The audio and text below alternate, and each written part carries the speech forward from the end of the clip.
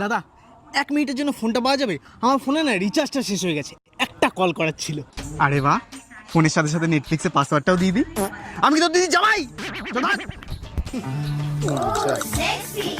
High, आखिर क्यों पल में यूं সরি আমার ফোনে না একদম নেটওয়ার্ক পাওয়া যাচ্ছে না, যদি কিছু মনে না করে একটা কল করা যাবে প্লিজ?